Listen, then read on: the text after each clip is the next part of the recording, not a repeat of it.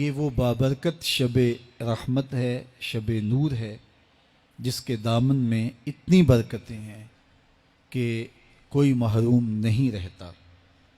صرف وہ بد نصیب لوگ جو شرک میں مبتلا ہیں، جو سخت کینہ پرور ہیں، جو قطع رحمی کرتے ہیں، قاتل ہیں، عادی شرابی یا بدکار ہیں، انہیں اس مبارک رات میں محروم رکھا جاتا ہے، ورنہ اللہ کی رحمتوں کا عموم اس بابرکت راتوں میں اس قدر ہوتا ہے کہ کوئی گناہ گار جو اس کے حضور ہاتھ دعا کے لیے اٹھاتا ہے اور اپنا دامن پھیلا کے اس کی رحمتیں مانگتا ہے، اسے محروم نہیں رکھا جاتا، بلکہ اللہ سب گناہ گاروں کو جہنم کی آگ سے آزاد کر دیتا ہے۔ قرآن مجید میں ایک مقام دیکھیے کتنا دل آویز ہے۔ فرمایا ما یفعل اللہ بعذابکم، اللہ تمہیں عذاب دے کے کیا کرے گا؟ اس کی یہ چاہت نہیں ہے کہ تمہیں عذاب میں مبتلا کرے، اس کی چاہت یہ ہے کہ تم اس کی چوکھٹ پہ آؤ، جھولی پھیلاؤ، اس سے خیرات اور رحمت مانگو، اور وہ تمہارے ماضی کے سارے گناہ معاف کر کے، ساری غلطیاں معاف کر کے تمہیں اپنی رحمتوں سے مالا مال فرما دے۔ تو وہ بندوں کو بخشنے پہ، بندوں کی مغفرت کرنے پہ آمادہ ہے، اور اس کی رحمتیں بہانے تلاش کرتی ہیں۔ انسان کی فطرت کے اندر گناہ رکھا گیا ہے۔ آگ، ہوا، مٹی، پانی، یہ ان چار چیزوں کا مرکب ہے۔ اس کے جو عناصر ہیں اس میں کبھی اعتدال قائم نہیں رہتا، اور اس سے گناہ سرزد ہو جاتے ہیں۔ گناہ کرنے کے بعد بندے کا اس گناہ پہ اصرار کرنا، اڑ جانا، ضد کرنا، توبہ نہ کرنا اللہ کو یہ پسند نہیں۔ لیکن اگر اس سے گناہ سرزد ہو جائے تو پھر وہ توبہ کر لے تو اللہ کو یہ بہت زیادہ پسند ہے۔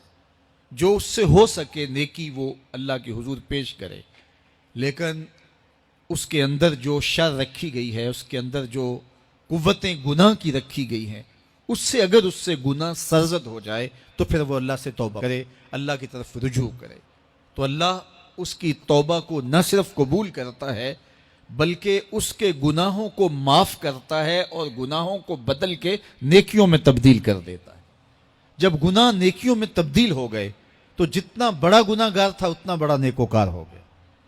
حضرت سیدنا عمر رضی اللہ تعالیٰ عنہ بازار میں جا رہے تھے تو ایک شرابی نے ہاتھ میں بوتل پکڑی تھی شراب کی، تو حضرت عمر ہاتھ میں درہ رکھتے تھے اور آپ کا جاہ و جلال دیدنیت ہوتا، تو جو ہی حضرت عمر رضی اللہ تعالیٰ عنہ کو اس نے دیکھا تو ڈر گیا، اور دل ہی دل میں کہا اے اللہ آج عمر کے قہر سے بچا لے، میں تیری بارگاہ میں سچی توبہ کرتا ہوں، اور جلدی سے شراب کو بغل میں چھپا لیا۔ اتنے میں حضرت عمر سر پہ پہنچ گئے اور گرج کر کڑک کے کہا کہ یہ تیری بغل میں کیا ہے؟ چونکہ اس کو بوتل چھپاتے دیکھا تھا تو وہ ڈر گیا، اور ڈرتے ڈرتے کہنے لگا حضرت یہ سرکہ ہے۔ اب تھی تو شراب، لیکن ڈرتے ہوئے بولا حضرت سرکہ ہے۔ تو حضرت عمر نے کہا نکال۔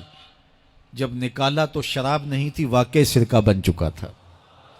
تو جب اللہ کے حضور کوئی توبہ کرتا ہے، اللہ اس کے گناہوں کو بدل کے نیکیوں میں تبدیل کر دیتا ہے۔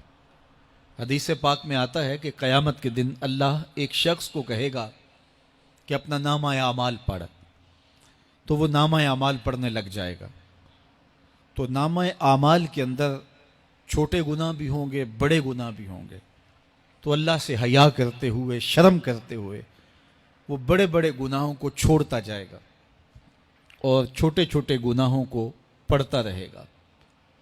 جب وہ سارے گناہ پڑھ چکے گا اور کتاب ختم ہوگی تو اللہ تعالیٰ اسے فرمائے گا میرے بندے تو نے یہ جتنے گناہ پڑھے ہیں میں نے سب کو بدل کے نیکیوں میں تبدیل کر دیا۔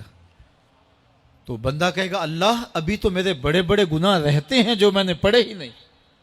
فَضَحِكَ النَّبِيُّ حَتَّى بَدَتْ أَنْيَابُهُ، حضور جب یہ بیان فرما رہے تھے تو حضور اتنا مسکرائے کہ صحابہ نے حضور کی داڑھیں دیکھ لی۔ تو پہلے وہ بڑے بڑے گناہ چھوڑے جا رہا تھا، لیکن جب اللہ فرمائے گا کہ میں تیرے گناہوں کو بدل کے نیکیوں میں تبدیل کر دیا تو وہ کہے گا ابھی تو بڑے بڑے گناہ رہتے جو میں نے ابھی پڑھے ہی نہیں.